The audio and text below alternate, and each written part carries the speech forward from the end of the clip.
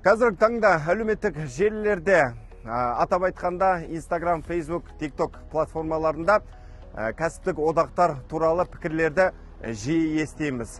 Ондағы пікірлерді оқи отырып, кейбірі қажет екенін айтса, ал кейбірі қажет екенін алға тартады. Осыған байланысты біз аталған сауалдың жауабын іздеп көрмекпіз. Яғни қоғам арасында қалыптасқан көзқарастың қаншалықты дұрыс екенін саралап, білім беру саласындағы кәсіподақтың маңызы мен берер пайдасын бірге анықтаймыз. Олай болса, іске кірісейік.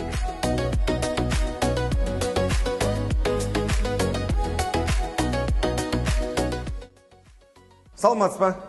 Саламатсыз. Қалайсыздар? Бір нәрсе сұрай салайыншы деп едім. Балалар жасөспірімдер орталығында кәсіподаққа жауапты маман бар ма?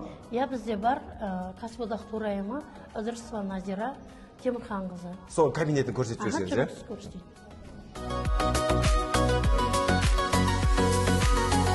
Қош келдіңіз, айта беріңіз. Енді сізге бір арнайы сұрақпен келіп едім.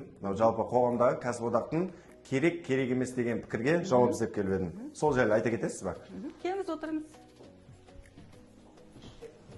Назира ханым, енді жалпы кәсіподақ дегеніміз не және оның берері қандай?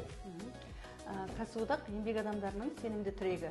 Ол қызметкерлердің әлеуметтік, экономикалық құқықтарын қорғаумен бірге жұмысшы тараптары үшін қауіпсіздік пен кепілдік, ал жұмыс беруші үшін тәртіп пен тұрақтылықты сақтауға мүмкіндік береді және бірлігі мен ынтымағын нығайтады.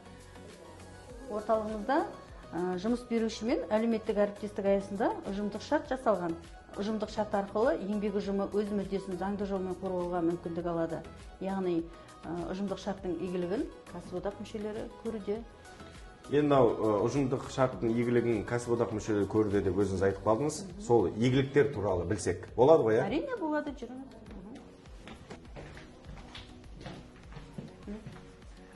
Іс жүргізуші Әбіжан Рошан Бастықбайқызы. Саламатсыздар ма? Қош келдіңіздер. Біз кәсіподақ арқылы өз құқығымызды қорғаудамыз. Кәсіподақ арқылы еңбек ақымызға 50% үстемақы қосылып келе жатыр. Мерекелік сыйлықтар, жолдамалар және әлеуметтік көмек алудамыз. Сонымен қатар бірлестік жетекшілері де, кітапханашылар да кәсіподақтың қосымша үстемақыларын алуда. Жүріңіз, сол кісілерге алып барайын.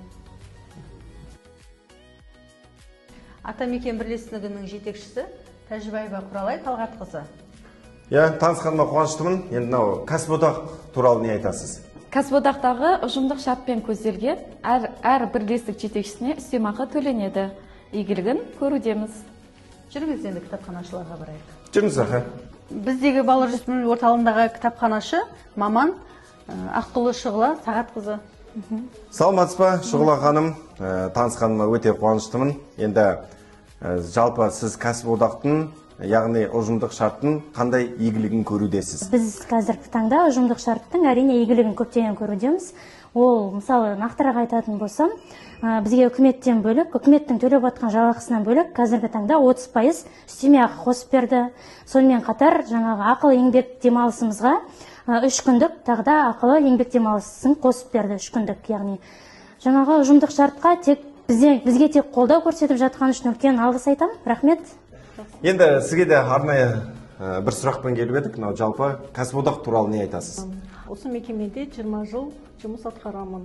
Үкіметтің белгіленген 24 күнге, шығатын демалыс күніне 24 күн емес, 30+6 еңбек демалысы мен салық түрі жәрдемақысы төленеді. Балалар жасөспірімдер орталығының директоры, әлеуметтік әріптесім Сманкулова Эльмира Якудақызы.